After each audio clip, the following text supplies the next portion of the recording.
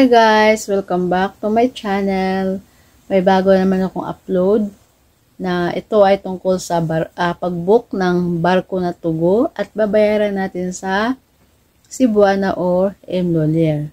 So no worries na kung kayo walang GCash, walang credit card, walang Paymaya, walang kung ano pa yung mga online na mga payment. Dahil pwede nyo nang bayaran sa Cebuana o sa Mlolier. So, para malaman nyo kung paano gawin, panoorin lang ang video ito.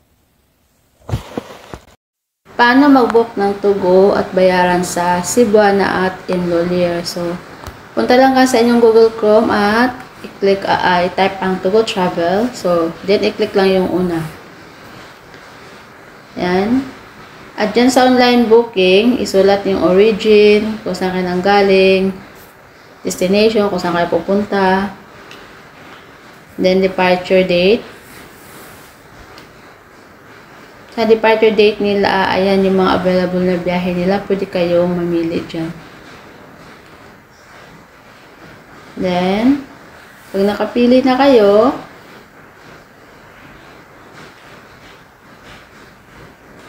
diyan naman sa passenger, lagyan nyo yan kung ilan kayo, ilang tao bang ibubuk mo. Isa, dalawa, tatlo. Yan.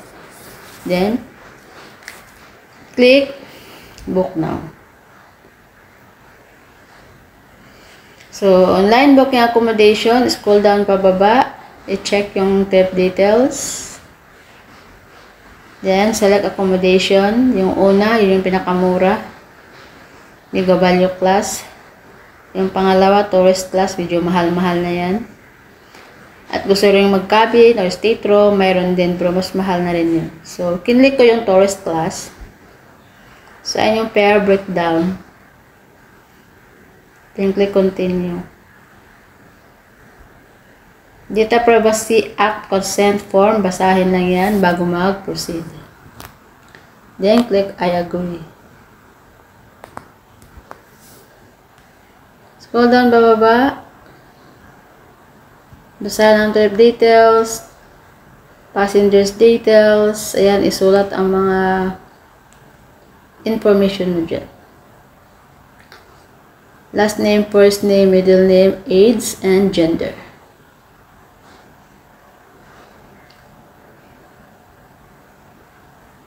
Then, dyan may USCA ID. Isulat nyo dyan yung number ng ID niyo sa senior citizen, kung kayo ay nag-book ng senior citizen, para maka-avail sila ng 20% discount. Click continue.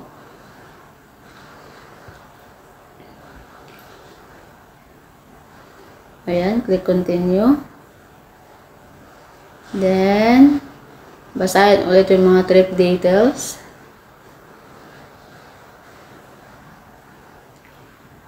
Contact information, same as passengers details. I-click lang yung box na yan.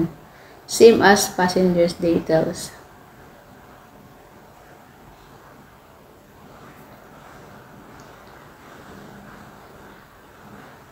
Then, contact information, maglagay lang kayo dyan sa baba ng address nyo, city, zip code, country. Yan.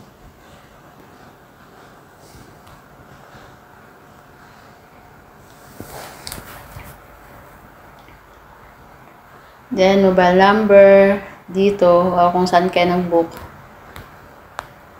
Email address, ayan. May email address dyan. Kailangan na ilagay nyo is valid na na-open. Dahil dyan, mag-send sila ng inyong ticket. May survey dyan. May kung saan nyo narinig o nakita yung Tugo. Namili lang kayo dyan. At yan, kung sino yung binubuk nyo, sarili mo, relative, friends, or others.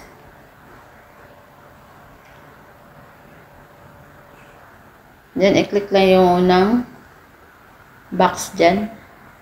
Yan, i-click lang yan. Click continue. So, online payment na tayo. So, sa payment page na tayo. So, i-click lang yung payment channel.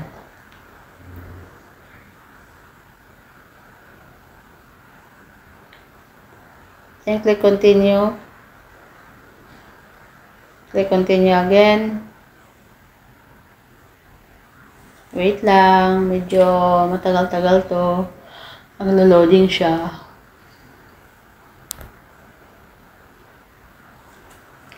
Wait a minute. Loading. Wait lang po. Loading. Ayan. So, enter your details. So, nandyan yung mga details mo. Proceed to payment na lang. So, mamili kayo dyan. Kung meron kayong credit card, e-wallet, online banking. So, sa ngayon, magbabayad ako sa over-the-counter ng bank. So, which is Cebuana or Imlolier. So, yan ang i-click natin. Over-the-counter ng bank. So, dyan, pwede kayo magbayad sa EasyPay, DragonPay, 7-Eleven, Click, Imlolier, Cebuana, True Money. Ayan. Okay.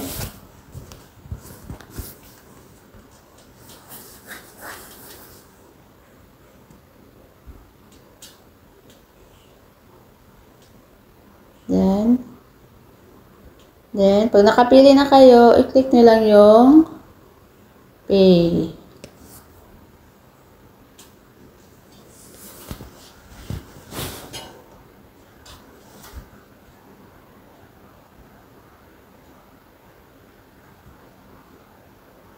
Loading na naman.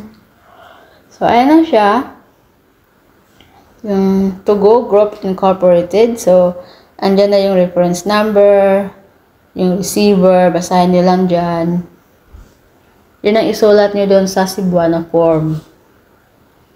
Sa sender, pangalan mo, kung ikaw nagpadala, sa receiver, Togo Express, then reference number na nandyan nakalagay.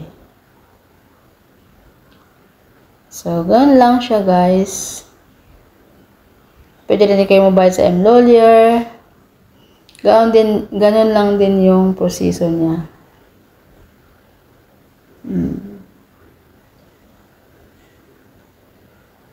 So, kailangan bayaran niyo yan within 24 hours. Kapag hindi niyo bayaran, hindi kayo mamasindan ng ticket dun sa email niyo. Okay? Ayan guys, ganun lang kadali mag-book ng barko at babayaran natin sa Cebuana or Imlolier. And take note guys, kailangan ito ay 24 hours lang. Pag hindi nyo nabayaran yan, ma-invalid yung booking nyo, hindi ma-process at walang ticket na papadala sa email nyo. So, dapat before 24 hours, kailangan makabayad na kayo. Okay? Yes.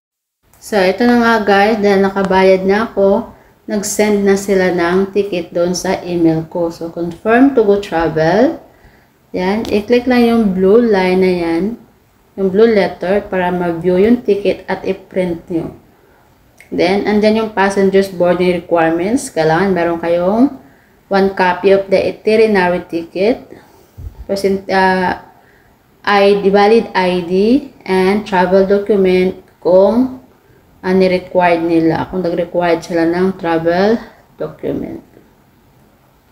At kung meron kayong mga problema sa ticket nyo, ay pwede kayo mag-email sa kanila sa kanilang email address sa eticket.com.ph or pwede rin kayong tumawag sa kanilang contact number hotline.